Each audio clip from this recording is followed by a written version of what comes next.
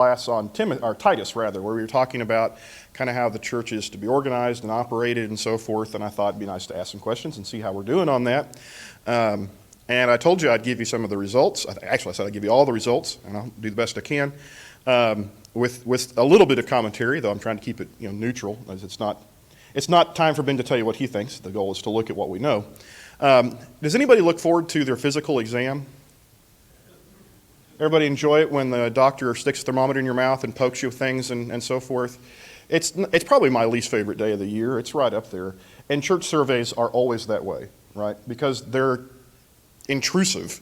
They're asking awkward and sometimes difficult questions and giving people an opportunity to respond. And that's certainly the case with this one, that some of it I thought, that hurt a little bit. And some of it I was very satisfied and not surprised by. So we'll go through it, and I want to kind of prep you for how to look at it as we go. One thing I want to say up front, I should have said this before you took it. Are you familiar with the story of the boy who cried wolf? Okay. What's the moral of the story of the boy who cried wolf? Okay, why not? Don't yell when there's not a real problem, because nobody's going to come when there is a real problem. I was talking to someone who does satisfaction surveys kind of for a living, and they were saying, when we get a survey that has, if it's 1 to 5, and the survey has 1s all the way down, or if it has 5 all the way down, we throw those out, right? That's crying wolf. Either you're naive and think everything's great, or you're just a pessimist and think everything's bad. Is either of those likely to be the case? No. I've never seen any organization or person or anything you could ask a question about where everything was good or everything was bad. It's just not true.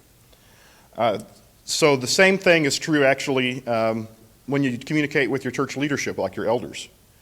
Think for a second about the last 5 things you talked to an elder about. I hope you've ever talked to an elder 5 times, right? I hope you communicate with the elders. Think about the last 5 things you said to an elder. If all of them were something you didn't like, you've kind of put yourself into the everybody marked 1 category. Right? If everything you said was something you did like, you just seem to like everything. They kind of stop hearing that. Does that make sense? And so it's important to be able to show that you are actually evaluating what's going on thoughtfully. This is hard because for some reason human psychology programs us that when you start disliking something, you dislike everything. President Donald Trump, right? In America, there are people that kind of like everything about him or hate everything about him. And it feels like there's not a lot in between, right? But if he handed you a survey, he hasn't, but if he handed you a survey, if you actually wanted to be taken seriously, and you said everything you do is wrong or everything you do is right, neither one of those would be helpful. Instead, you'd say, I appreciate it when your administration takes a stand that helps Christian values. I don't appreciate it when you announce foreign policy by Twitter, right? And you say, there's some things you could do better, here's some things you do well, right? And you say those things in that balanced response. So I'm just saying for you, most of you did very well. There were a few where I could tell, unless you didn't understand the question, people were kind of doing this thing, either I liked it all or I didn't like it all. I left them in because I thought, I'm not going to throw anything out, but those weren't as helpful as some of the others. I'm glad there are no names on it, so that way I can make fun of this person and not feel bad. But God bless you, it's your opinion and you're allowed to have it. But one person did mark that I didn't read enough books. And so that to me says, come on now. A lot of things I do wrong, but if there were any more books in my office, I couldn't go in my office. So just be aware. Okay, survey-wise, who answered the survey? We ended up with over 60 responses. And it's not a complete representation of the congregation, but it's not bad. I know that's hard to read. The blue section are people that said we're in the young families group. Green section said we're in the senior saints group. That's actually not a bad representation of the congregation. We have a lot in this group, a lot in that group, not a lot of the in-between group. The middle agers group is smaller. And then, of course, we didn't have a lot of our What group would actually be biggest if everybody that showed up on Sunday morning answered this? Kids.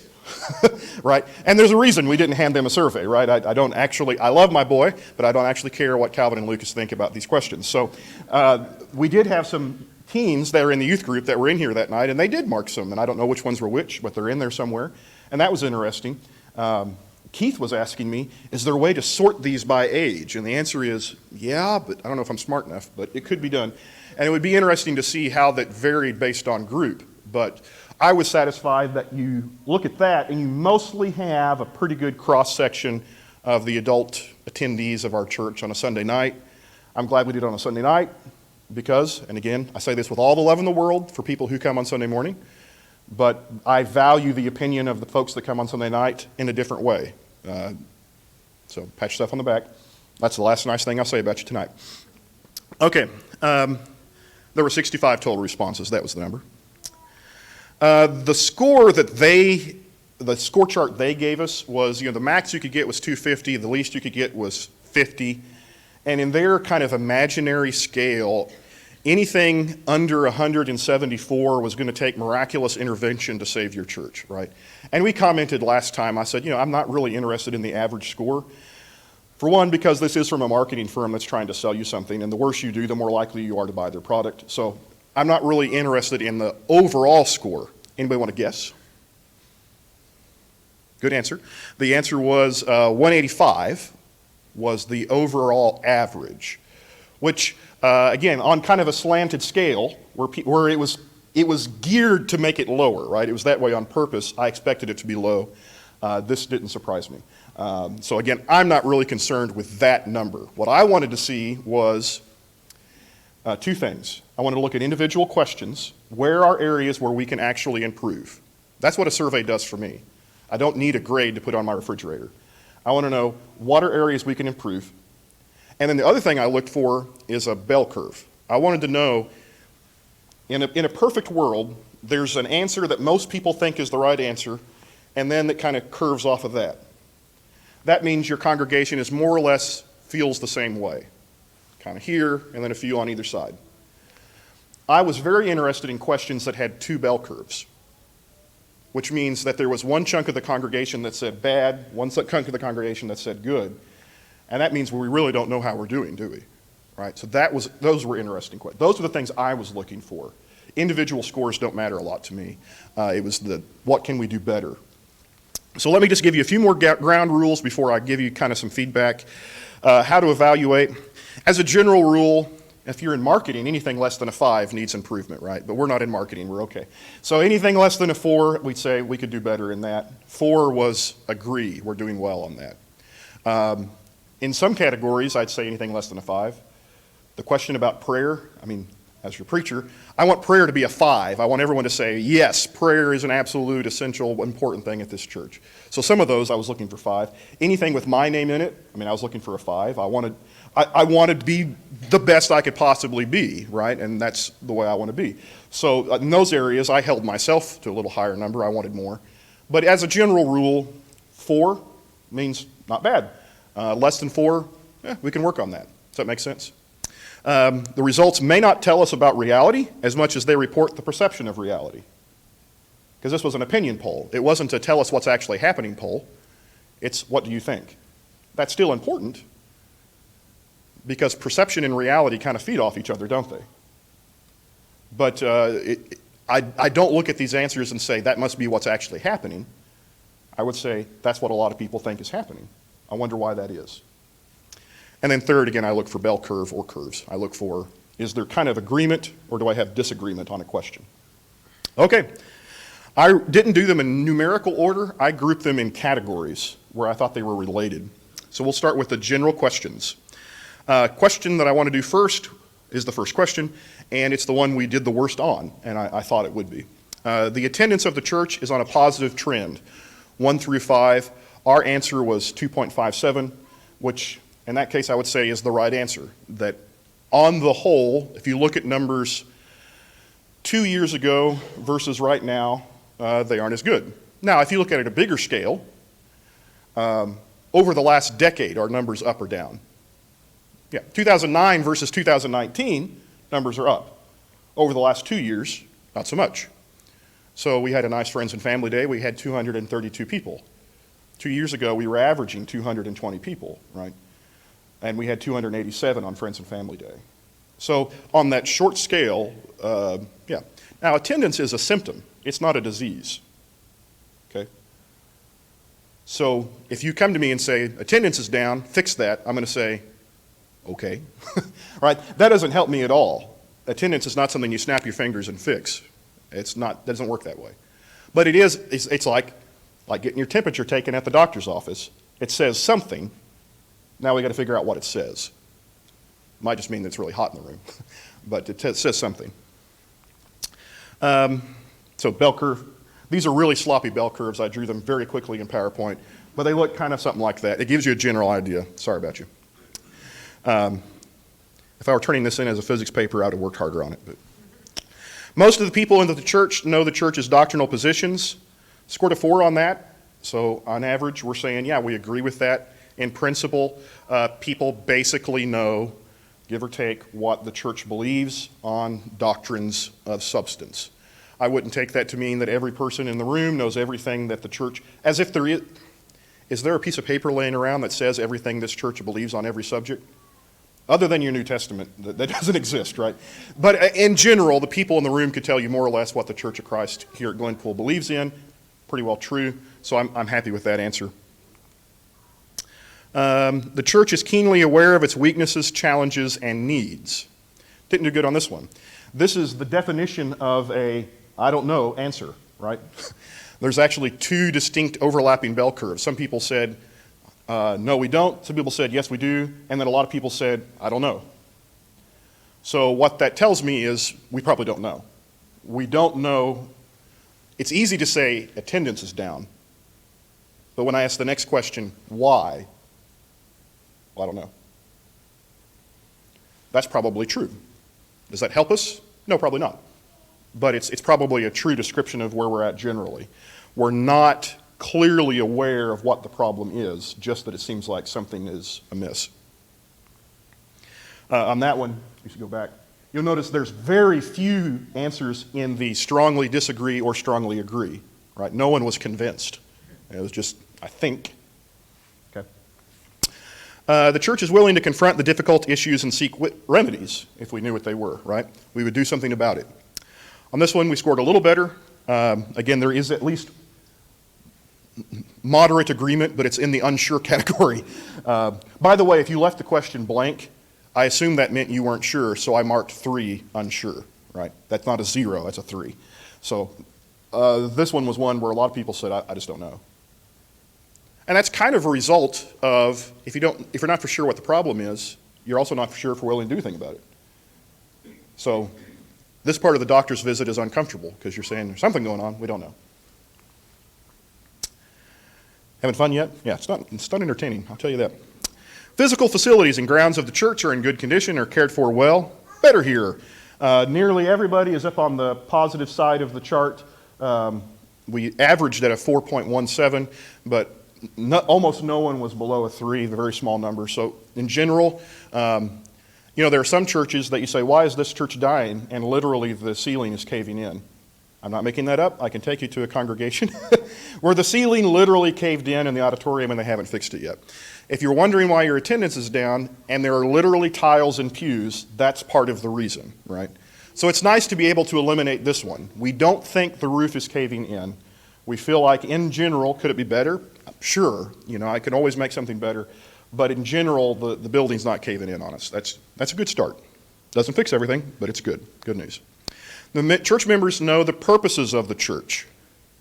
This one I took personal because we put this on every bulletin, every letterhead, everywhere, the logo, and we did pretty well on that. 3.98. I'm going to call that a 4.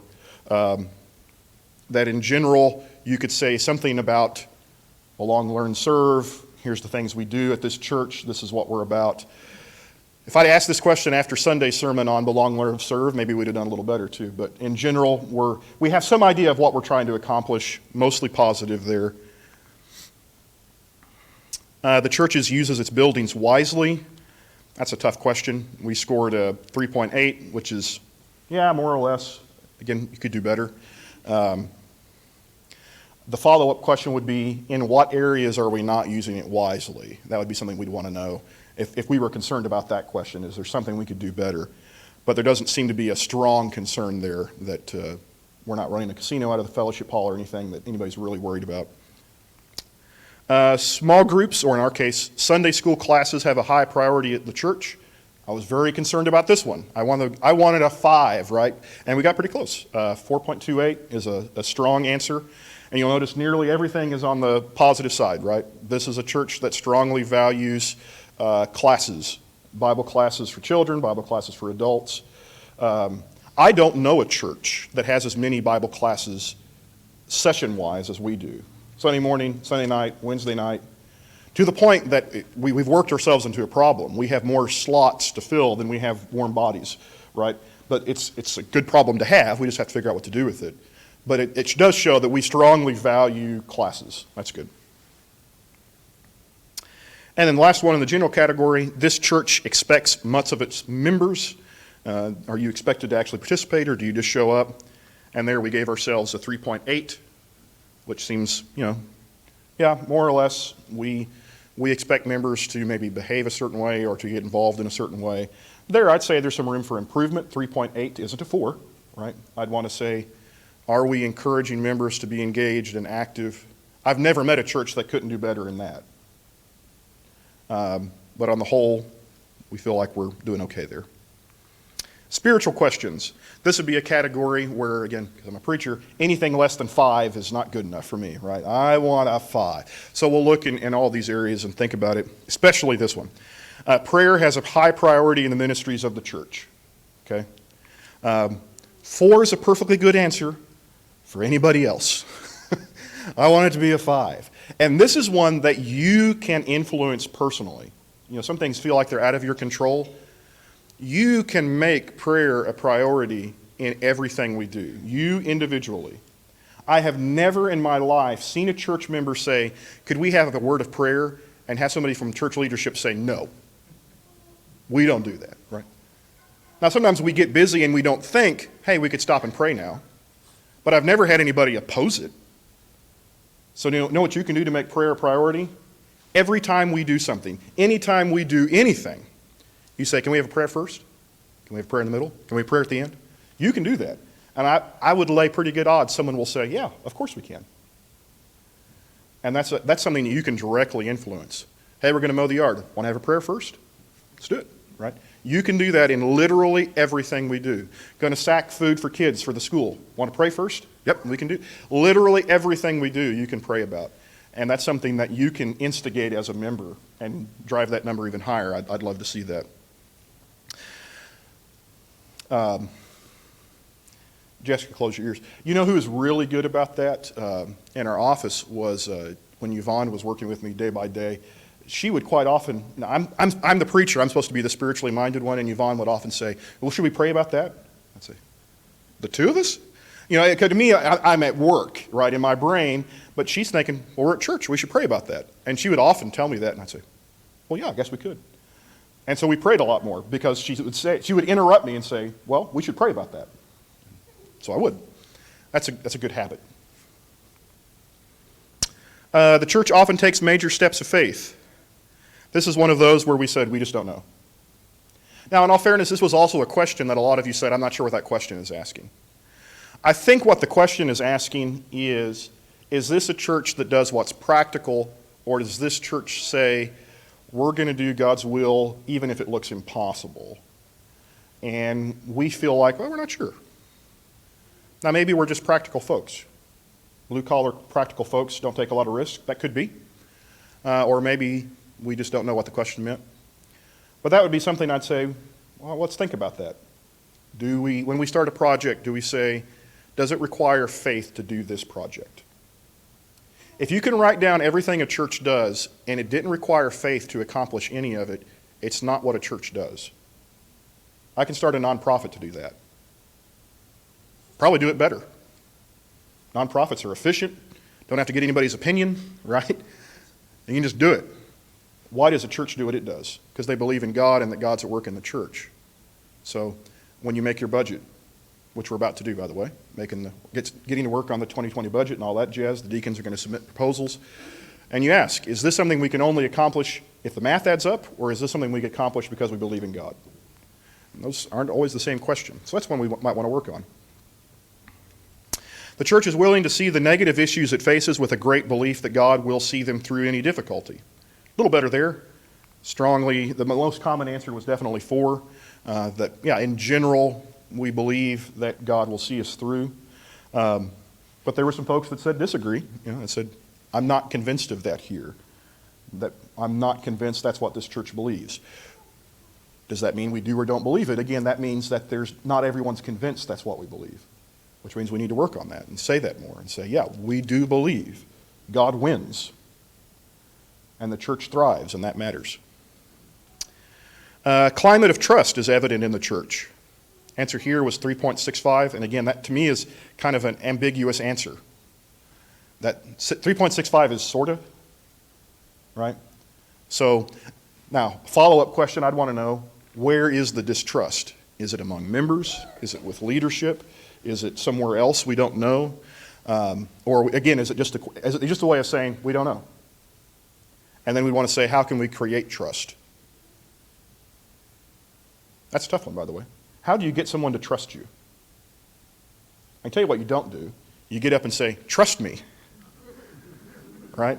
That doesn't work. And so the elders can't just get up and say, trust us. But what do you want? You know what I mean? I mean, how would an eldership win the trust of people is a question that would be the follow-up to this, right? And then how do members get where they trust each other? Trust is essential for a church. Not just because we pass a plate and there's money in it. That's a thing, but that's the least important thing to me. We confess sin together. If I'm going to get up in front of the church and say, I'm a sinner, and I need to confess that this morning, I've got to trust the people in the room. That's one of the things the church does. So a climate of trust is really important. And so one of the questions follow-up to this would be, okay, how do we cultivate trust in our membership? How do we develop that? The answer to that is communication, not the end of Really, the theme that I found throughout this is the word communication is a response to a lot of it, that we need to do better. Communication's hard in the sense that you always think you've done it better than you have, and that's always true. But I got the sense from the surveys as a whole that communication would be a big help in cultivating trust. That said, now just to be fair, it's not trust if you only have it when you can see everything. But the more you do get communication, the easier it is to trust when you don't see something, right? So more communication definitely helps. This church understands clearly its vision, the specific plan that God has given it. We gave that one a, yeah, we think so. That's kind of a weird question for us. In Churches of Christ, we don't use the word vision a lot for church plan or mission statement, might be something we'd say. What is the mission of the church? Last week in our sermon, I said to make disciples of all nations, but I could have said to give God glory or to, there's a couple of answers to that. So that's not as easy a question. I wasn't as concerned with that one, but we did okay. Efficiency and organization. Going to move quickly here. The church clearly and accurately reports numerous statistics regularly. This is one where we said not so much, right? It's clearly we didn't do great on that one category. I could spend 30 minutes on this one. Maybe I should. No. On the one hand, I absolutely believe we need to do better at communication. On the other hand, you got to help. We have to listen, right? I'll pick on my wife because that's fun. Just this afternoon, Celine said, hey, I didn't know about that. I said, we literally said that in front of a microphone Wednesday night. And you were there. And she, I didn't hear that. And it's weird. And she's the preacher's wife, right? And so in my head, of course she heard it, and she probably heard me say it on the way home, and in my head, of course, it was something minor. But even that, communication, you think you've done it, and in fact, someone that you assumed heard it didn't hear it. And so, whose fault is that? Everyone's, right? We have to do better at saying it. Listen, right? Those announcements, listen to the announcements. Bulletin, read the bulletin. Read it carefully. We try to do it in a couple of different methods. So we say it out loud into a microphone. That's one way. Put it in print in the bulletin. That's 2 ways. We send things out in an email midweek update. That's 3 ways. In hopes that somebody will get one of them, right? But then there's other kinds of information we're probably not reporting as well. And so we need to work on that. So that's an area I think we can say definitely, it didn't surprise me. We need improvement. It's the bane of most organizations. Communicating well is difficult, but it is something that can be accomplished if you work at it with a concerted effort. The church examines the newest and latest methodologies carefully before adopting them. Overall, the highest answer was, we're not sure, but the second and third answer were 4 and 5. So on the whole, it was on the positive side of the scale. The church doesn't feel like we're just trying something new every Sunday just for fun. That if we change something, there's probably a reason. The unsure part concerns me a little bit. That goes back to communication. Why would somebody be unsure why we're changing something? Well, because we didn't tell you why, right? So communication again. People will feel better about changes that happened, whether it's as simple as the format for the bulletin or something about where the slides are. If you communicate, here's why we did that. Again, that's sometimes hard to do, but it's important. The church tends to attract gifted and highly competent people to serve. This came out just the way I thought it was. Perfect 4. There you go. Right? In general, yeah, we have a lot of talent in this church. A lot of talent in this church. Most of it's in Jeff. He knows a lot about computers, and he can fix everything I break. Randy just told me to turn it off and turn it back on again, but you actually sometimes fix things, and I appreciate that. No, we have a lot of talented people. I saw Josh Harris up on a ladder the other day fixing a light with an electrical problem, and I mean, the amount of talent around the room is just staggering, and things that get done that nobody knows about. So that doesn't surprise me. That's very good. We want to see that continue and want to make use of that. Organizational structure of this church is healthy. They are not quite as high. Still, again, more or less a positive answer, but not an overwhelming positive answer. That we want to look at our organization and say, and we're not just talking about the biblical stuff of, yeah, we have elders, deacons, minister, so forth, but do we know who's doing what? Are those people doing the things they're assigned to do? Do we know who to ask if I have a question about something? Again, back to communication. That's something we, in my mind, well, it's in the letterhead in the bottom of the bulletin. It says what the deacons do. But I know it's not enough just to type it out somewhere and say that's what everyone does. To help everyone know, even those categories. Give you a good example. Zach Tennyson and I were talking this morning. Halloween's coming up, so trunk or treat's coming up. And Zach looks at me and says, who's doing trunk or treat? And I said, well, I was going to ask you, who's doing trunk or treat? And we got out our list of, who does what. I said, yeah, I don't know who's doing trunk or treat. So we decided Stephen's doing it. But the point is, it's still, even with all the labels and things, it's still easy to figure, to see something and say, who is doing that this year?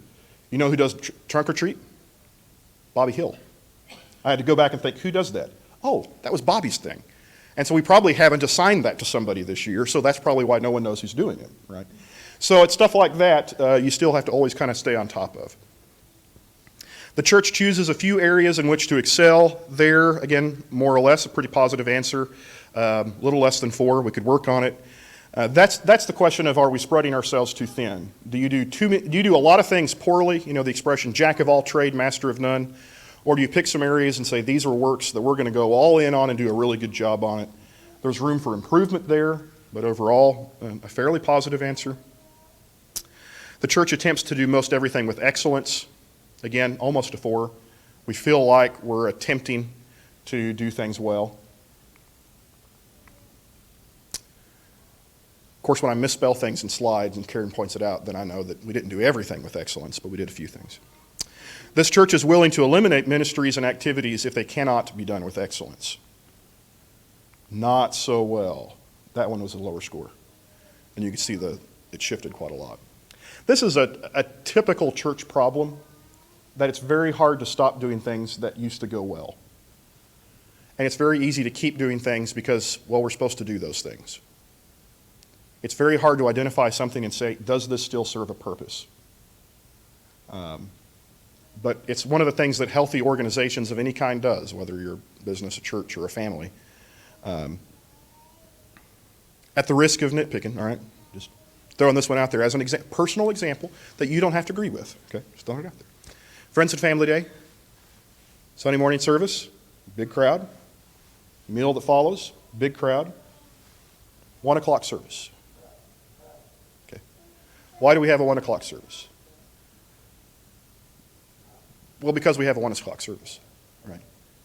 At other times we do it because we think, well, there might be people who need to take communion. But on Friends and Family Day, in theory, everyone was pretty much there Sunday morning.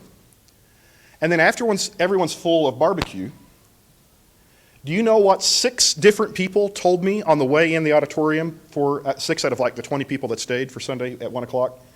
Keep it short, I'm really tired. That tells me that even the people in the room are saying, why are we doing this? Right? So that's an example where you look at it and say, does this still serve a purpose? It might. But we're not sure of what it is if the plan is to get out of here as quickly as possible afterwards, right? If we're just doing it because, well, supposed to meet at 1 o'clock, we can do it 5 minutes and go home. You say, what are we doing? So what's the purpose of that? How do we do it with excellence? And if it doesn't have a purpose and we can't do it well, why are we doing it? That's the question. And those are questions you ask about everything. And I don't know what the answer is on that one. I'm just saying that's a place where you'd want to ask that question. What are we doing with that? This church is willing to build quickly if the ministries and growth demand it. Strong answer. You're probably standing in the clearest example of that. We ran out of rooms, so we built an auditorium. We ran out of parking, so we built a parking lot. And so as a general rule, structural-wise, we feel like if there's a need, we're going to try to jump on it. Sometimes I'm sure we do better than others, but in general, did pretty well on that question, and I expected we would. Innovations is a means, not an end at this church. Mostly positive answers, but not overwhelmingly positive answer, right? I mean, a lot of unsure. Okay, Ben's turn, report card time. Again, I was looking for 5. Let me just say, this is super embarrassing for me to do this part of it in front of you. I'm doing it anyway because I said I would. You were very gracious, and I appreciate it. I assume it's because I was glaring at you while you took the test, and you couldn't give me a bad score. But thanks just the same. But there were areas where I looked at and said, that's an obvious area where I can improve. The minister of the church is a strong and biblical pulpit communicator. Preacher has a high view of Scripture. Answer there was deeply gratifying to me. If I do everything else wrong, that's the one I want to do well in life. So I was happy to see that. The minister of the church is humble, gracious, and modest. Not quite as well, right? And that didn't shock me, right? Because I was telling you how humble I was as you filled out the... No, that's one where, how do I convey my character to you, and what kind of vibe do I put off is something that's easy to forget. And so I looked at that, and I know it's 4.3, but I said, that's something I could definitely improve on. The minister of the church is well suited for ministry. Most of you think I shouldn't go into another line of work. Appreciate that, by and large. And that's a hard one to know, because how do you know, right? But I'll pause. Ministers talk a lot about calling. Do you have a calling for ministry? And the way that I've thought about that for some time is I didn't get a burning bush, right? I trust other people, of God's people, to tell me what I should be doing in life. If everyone I know says, Ben, you're really bad at preaching, I would think, If everyone says, Ben, you seem well suited for that, then I say, okay, I can trust that. I don't have that internal burning bush that says, you heard a voice in the night and had a dream, and that's how you know you're a preacher. If you got that, I envy you. I don't. I have to listen to everybody else, and I appreciate the answer. Preacher is passionate about the ministry, the church, and serving God. Again, as grumpy as I am most of the time, appreciated the positive response on that one. The minister in the church often attends conference, reads books, and seeks outside consultations. Again, the book question. Somebody said preacher needs to read one more book, right down there at the bottom. And that's okay. That's your survey. That's all right. I'm going to laugh at you quietly, though. This one, though, is one where I thought, if I had to guess which one will I score the lowest on, it would have been this one. The minister obviously loves the church as evidence in the minister's words, attitude, and actions. I don't do nearly as enough outside of the office, in the homes of members and so forth, in interaction. So this number, while still relatively high, slipped compared to the others. If I had to guess, I would say I would score higher on preacher and lower on action. And that's kind of the way it worked out. So if I'm making my own notes, what are things I need to improve? Check, that one is an area where I don't have as much confidence, and apparently neither do you. The minister is persistent in leading the church. This one was lower, and I think it possibly was the question. One person even wrote in a note, is the minister supposed to be leading or serving? And the answer is, well, of course, yes. Are the elders supposed to be leading or serving? Yes, right. So it's not an either or. Definitely in our system, the leader is not, the minister is not the CEO of the church. And so in that sense, this question might have been a little misleading. I was interested in the persistent part. Do I give up too easily or something? So I'm not sure exactly how to read that one, but I'm going to be thinking about it. Do I give up too easily or something I could do better in that regard? Elders, always easy to pick on them because they're a group, but I want to look at this is where we're going to see communication, I think, is the keen issue. I didn't see any of the answers that said our elders have bad character or our elders are crooks. I didn't see any of that. But what there is a sense of is we could do better communicating with the church. So I'll just go over these kind of quickly before I run out of time. The elders are willing to lead change in the church in needed changes, even if the attempted change results in significant opposition. The answer was, again, closer to 4. 4 was the most common answer, but it was kind of a graduated slope, right? That there wasn't as much confidence as some of the other questions we've seen. The elders lead the church to be outwardly focused. This was one where I saw, again, 2 distinct bell curves that overlapped. That there is the larger chunk of the church says yes, but a very sizable, smaller group says, no, we're not convinced. Which means the answer is probably, we're not sure. That somehow we've not communicated that our goal is to be serving and outwardly focused. So how do we do that? Right? That's a question we want to have and think about. Among the elders of the church, there's a keen desire to improve themselves continually. This one's not a fair question in my mind after I got looking at it. The most common answer was 3, not sure. Because how would you know if the elders are trying to improve? Does Todd read a good book at home at night? I don't know, right? How would you know if he's trying to improve himself? I will tell you, Todd's one that has called me and said, hey, I'm doing a study on atonement. Can you answer this random question? Todd, it's 9:30 at night. But yeah, so there is more going on there than you probably see, but that's one that's hard to answer. So the answer I would say on that one was probably, we don't know, which didn't frighten me. The eldership of the church often mentions and thinks about what the church will be like in another generation, even after their own lifetime. This is like the perfect example of a we don't know answer. Now, I've been in the room with the elders, and I know they do think about that a lot. So what's the issue? Communication.